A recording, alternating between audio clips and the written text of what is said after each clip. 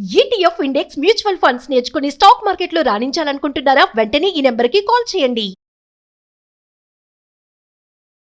నమస్తే రమ్మగారు. నమస్తే జయ. రమ్మగారు, అదృష్టం దేంట్లో ఉంటుందండి? మన ఆలోచనలోనా, మన విధానంలోనా, ఎక్కడ వస్తువుల్లో? మన ఏ వస్తువులో ఉంటుంది? ఏమో చెప్పలేకపోతాను జయ.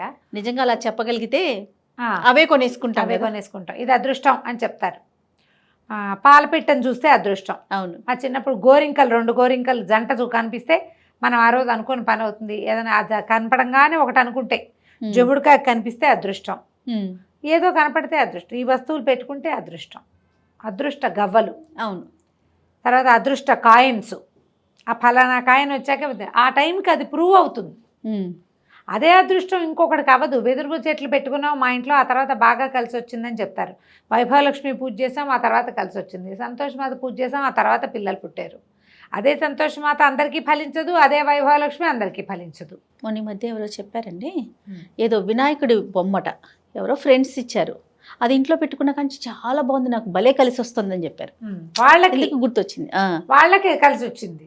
అదే వినాయకుడు నువ్వు తెచ్చిపెట్టుకున్నా, ఆ వినాయకుడినే తెచ్చిపెట్టుకున్నా, అలాంటి వినాయకుడినే పెట్టుకున్నా నీకు కలిసి రాకపోవచ్చు. పైగా ఈ కలిసి రావటం అనేది ఉంది చూసావు, అది ఏమన్నాలంటే మన నేతి బీరకాయలు నెయ్యి. నువ్వు కానీ నీకు కలిసి రావటం అనే పాయింట్ నీకు ఒకటి ఉంటుంది. మా ఇంట్లో ఏ గొడవలు లేకుండా ఉన్నాయి ఫలానా వస్తువు తెచ్చాక, మనకు అదే హాయ్. ఇంకోటికి డబ్బు వస్తుంది, వాడికి అదే హాయ్. డబ్బులు ఉంటాయి, ఇంట్లో కొట్లాట్లు ఉంటాయి. ఇదేంటి మేము కొట్లాడుకుంటాం అనుకోడు వాడు, డబ్బే వాడికి ఇంపార్టెంట్. కొట్లాటలు సహజం. ఒక్కొక్కళ్ళకి ఆరోగ్యం బాగుపడుతుంది, అది వాళ్ళు అది అదృష్టంగా ఫీల్ అవుతారు. చూసావా, అదృష్టము రకరకాలు ఉంటాయి. అదృష్టం వచ్చే విధానాలు రకరకాలుగా ఉంటాయి. ఒకటికి ఫలించింది, ఇంకొకటికి ఫలించదు. చిన్న చందమామ కథ చెప్తాం, దీన్ని నమ్మద్దు. మీ అదృష్టం మీదే, మీ జాతకం మీదేలాగా. వాళ్ళకి కలిసి వచ్చిందని మనకు కలిసి వస్తుందని నమ్మబోకండి. తెచ్చుకొని చూడండి, కుదరలేదనుకో వదిలేయటమే, ఇంకోటి ట్రై చేయాలి మనం. ఈ కథ భలే బాగుంటుంది. మానస సరోవరం చుట్టుపక్కల అంటే హిమాలయాల్లోనట కొన్ని పల్లెలు ఉండేవి, ఇప్పటికీ ఉంటాయి కదా. వాళ్ళకి గోసంపద అధికంట. అడవి ఆవుల్ని తోలుకుంటూ వెళ్ళేవాళ్ళు. పచ్చిక బయళ్లలో మేసి వచ్చేవి. చలి తక్కువగా ఉన్న ప్రాంతాల్లో కాలంలో ఆవుల్ని బయటికి పంపించేవాళ్ళు అనమాట. అయితే ఏంటంటే హిమావత్ పర్వత ప్రాంతం అవటం వల్ల కామధేనువట వచ్చి ఆవుల్లో కలిసి మేత మేసేదట. కామధేను అంటే ఏది? స్వర్గంలో ఉంటుంది, లక్ష్మీదేవితో పాటు పుట్టింది, కోరిన కోరికలు తీర్చే ఆవు. చాలా విశేషమైనదిగా చెప్తారు. స్త్రీ ముఖం ఉంటుందని ఆవుకి, కనపడదు మనకేమి. అయితే ఈ మంద చూసినప్పుడు ఏదో కొంచెం ఎక్కువగా ఉన్నట్టు తోచేది, లెక్క పెడితే ఇంటికి వచ్చాక కనపడేది కాదు.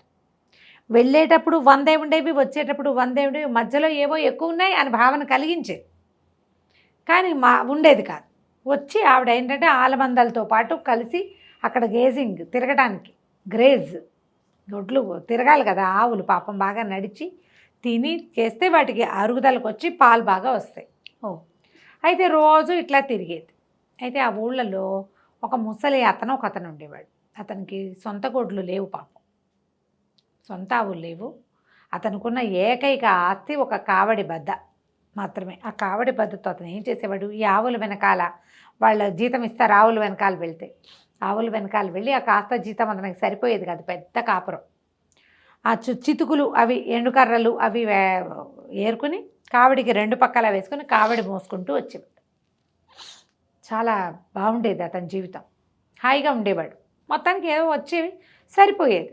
అయితే ఏమైందట, ఒకరోజు ఆయన ఏం చేశాడు, ఆవులు ఏవో పరిగెడుతుంటే ఈ కావడి బద్ద ఉంది కదా, ఆ బద్దతోటి హెహే హెహే హెహే అని ఆవుల్ని అదిలించాడు.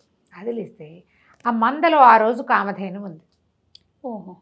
ఈ కామధేను ఒంటి మీద రోమాలు ఉంటాయి కదా, మామూలుగా ఆవులకు ఒంటి మీద సన్నటి నూగు ఉంటుంది కదా, ఆ ధేను ఒంటి మీద ఉన్న రోమాలు ఒక 2-3 ఆ కావడి బద్దలో చిక్కుకున్నాయి. కావడి బద్ద చిన్నగా పగుళ్ళు వేస్తే, కావడి బద్ద అంటే వెదురుది కదా, వాస బొంగుని ఇట్లా ఉంచుతారు ఆ మధ్యకి చీల్చి. ఇతను ఏం చేశాడు, ఆ బొంగుతో అదిలిచ్చాడు. తర్వాత సాయంకాలం వచ్చేటప్పుడు చితుకుల్ని పోగు చేసుకున్నాడు. పోగు చేసుకుని భుజం మీద వేసుకుంటే తేలిగ్గా ఉంది, 2 పక్కల చితుకులు ఉన్నాయి.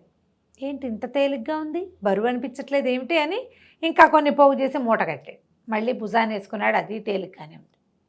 తను జీవితంలో మోయలేనన్ని చితుకుల్ని ఆ కావడి బద్దల మీద వేసుకుని తెచ్చేసుకున్నాడు.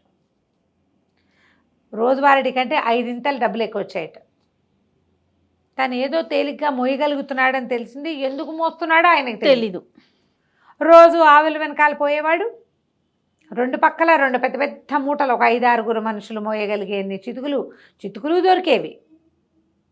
హాయిగా పట్టుకొచ్చేసుకునేవాడు. దాన్ని నిండా వేసుకుని భుజాన్ని మీద వేసుకుంటే పక్షి రెక్కలాగా ఉండేది. అది పక్షి కల్లే, బరువే తెలిసేది కాదు. ఇంకా ఏరలేక విసుగు పుట్టేది. ఇట్లా ప్రతిరోజు చేసేవాడు. బాగా డబ్బులు చేరినాయి, సంతోషంగా ఉన్నారు. ఈ వ్యవహారం బాగుంది కాబట్టి అతను ఆవుల వెనకాల వెళ్ళడం మానలా, ఓపిక లేపైనా పోయేవాడు. అయితే ఇలా వెళ్ళి వస్తూ చేస్తుంటే ఒక వ్యాపారస్తుడు ఒక ఆయన చూశాడు.